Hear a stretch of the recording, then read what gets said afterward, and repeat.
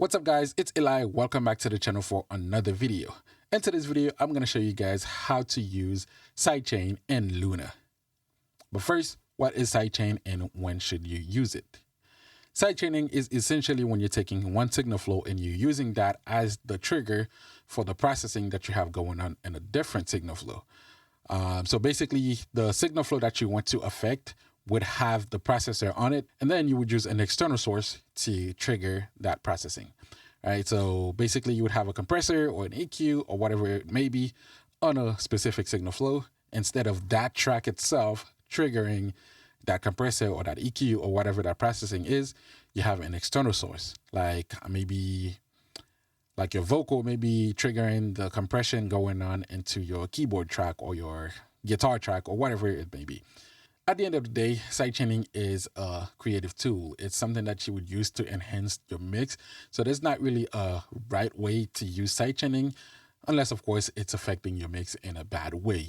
But other than that, you can use sidechaining pretty much whenever you want and wherever you want in your track, as long as it is actually enhancing the track versus making it sound worse than it is before you started doing the sidechaining. If you notice that you start having multiple tracks having sidechaining going through them, then that should be a big giveaway that you are using sidechaining wrong.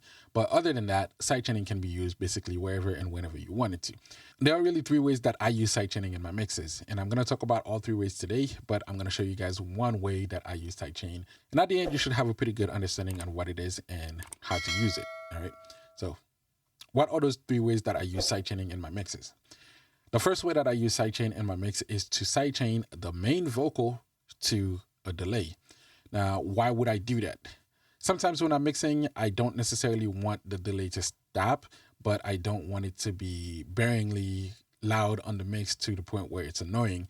I want the delay to be super in the background, and at the same time, I don't want it to stop. So in that case, I would create a sidechain from the main vocal to that delay track to essentially use the vocal as the trigger for the compression that I have going on that track, basically keeping the delay at a very low volume until the vocal actually disappears, then the delay comes through. So as I said earlier, I would essentially use the vocal to keep that compression going hard on the delay, right? And keeping the delay at a very low volume. And when the vocal disappears, I would want the delay to come up and fill in the gap. That is one way that I would use sidechaining. Now, on the other side of that, if I don't want the delay to be playing all the way through the mix, then I would probably use automation to trigger the delay to when it needs to come up and then when it needs to disappear. All right. So that is one way that I use sidechain in my mixes. And for this instance of sidechaining, I would use a compressor to do that because I essentially want the whole signal to be compressed down and not be audible until I want it to come up, right? So a compressor would be a good option for that. Now, another way that I use sidechain is to, again, use the vocal track as a sidechain to the two-track instrumental that I may be mixing to. As a home studio engineer, a lot of time the songs that I get to work on, we only have the two-track instrumental to work on. We don't actually have the stems to be able to balance the mix out with the vocal in mind. Essentially, we are fighting with the beat to get the vocal to fit in. In that case, what I would do is I would use sidechaining to use the vocal as a trigger to like a dynamic EQ, in this case, to affect a certain range on the beat. And for that, I would use a dynamic EQ, right? So I would route the sidechaining from the lead vocal into that dynamic EQ. So every time the vocal is active, the mids to the high mids of the two-track instrumental would be knocked down by a few dB, allowing the vocal to sit right up front. And I would only do that when I don't want the vocal to be right up in your face, but I also want it to be in front of the beat, right? So using sidechaining would allow the vocal to sit in front of the beat while not being super upfront in your face, but at the same time, not being buried in the mix as well, right? So that is the second way that I use sidechain in my mixes. And lastly, the last way that I use sidechain in my mixes is to sidechain my kick drum to my 808. The kick drum and the 808 are very similar instruments and they occupy the same space in your frequency spectrum. So using sidechaining to allow one to shine over the other is a good way to get them to sit together in the mix without fighting for that same space, right? Now, again, just like the vocal to the two-track instrumental, I don't want the kick drum to basically cancel out the 808. I just want the 808 to be knocked back a few dB, allowing the kick drum to come through. All right. So, and again, in this case, I would also use a dynamic EQ to create that sidechaining versus using a compressor.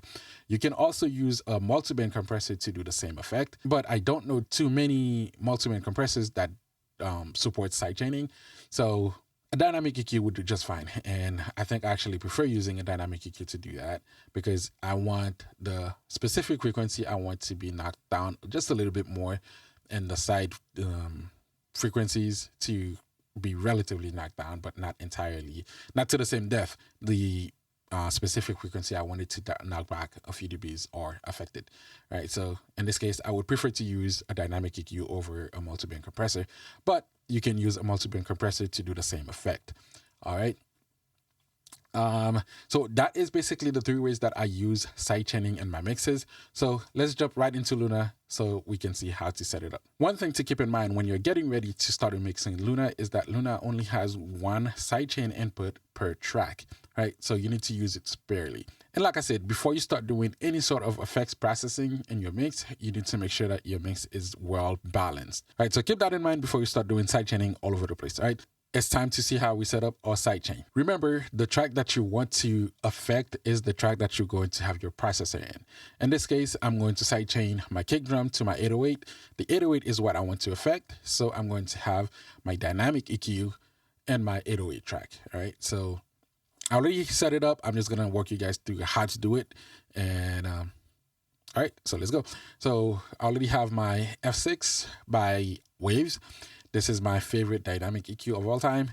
And yeah. All right, so the first thing that we're gonna do once we got our plugin open is to select the band that we're going to use, and also make sure that that band is set to external source. All right, so in this case, I'm using band 2 and have it set to external source. All right, we are pretty much done with the EQ for now, and we're gonna close it out, and we'll come back to it a little bit later. But for now, we are basically done with that EQ. So right now I have the processor that I'm going to be using set and ready to receive the sidechain signal. Now I need to do the routing for the sidechaining. Okay. So in Luna, what you're going to need to do is you're going to need to expand your utility view. All right. So we're going to go up here and expand utility, and you need to make sure that you are in the track that you want to affect. And you're going to click on the plus sign, and that will open your sidechain window on the left. All right, so with our sidechain window open, you should see the UI for the processor that you're going to be using to do sidechain with on the sidechain view. Okay, in this case, I have the F6 by Waves, and right here you can see the UI for the F6. Okay, and again, this is not a UI that you can actually use; it's just a picture, so you can actually see what you're using. Okay, with this on, I'm going to select the track that I want to trigger my sidechain. And in this case, we're using the kick. It's already selected. Once you click on it, you will see it pop up here. You can use the trim to control basically how much you're sending to that signal flow. I usually like to leave it at 0 because I find that to be the sweet spot. And you can solo out your sidechain, and you can close it out so you can actually hear the before and after sidechaining, so you can see what's actually happening there. Okay, now that we have the routing done, let's go back to our actual processor, which is the F6 in this case, and we're going to play the track and set our parameters. Again, I've already had all my parameters set. It's something that you're gonna have to play your track and do it to taste.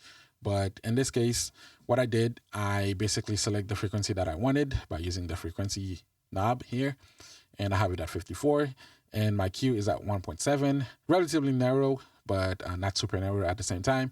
And again, I left it at 0, and my range, I brought it down by minus 3.2 decibels. That's basically how much, whenever the kick drum hits, it's going to knock off of the 808. And then I have the threshold at minus 16.9. Basically, this is where this triggering starts occurring, right? So if the signal of the 808 is below that minus 16.9, then it does not get sidechain. But if it is at that level or over, then it gets knocked down by the sidechaining going through that signal flow.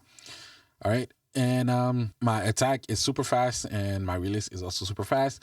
Right, so basically that's it, right? So what I'm gonna do right now is I'm going to turn off the sidechain, play the track, and then bring it in so you can see the difference.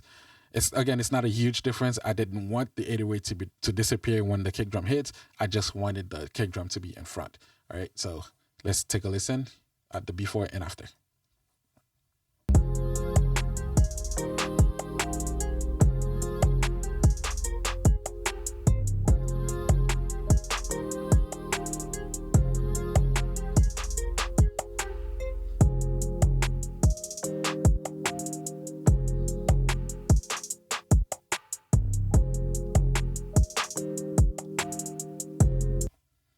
And that is it. That is how you do sidechaining in Luna. If you guys want to see a similar video for Pro Tools, Studio One, or Logic, make sure to comment down below. And most importantly, make sure you are a subscriber to this channel. And of course, if you like the video, make sure to drop a like and show your support to the channel. And I'll see you guys next time in the next video. Happy mixing.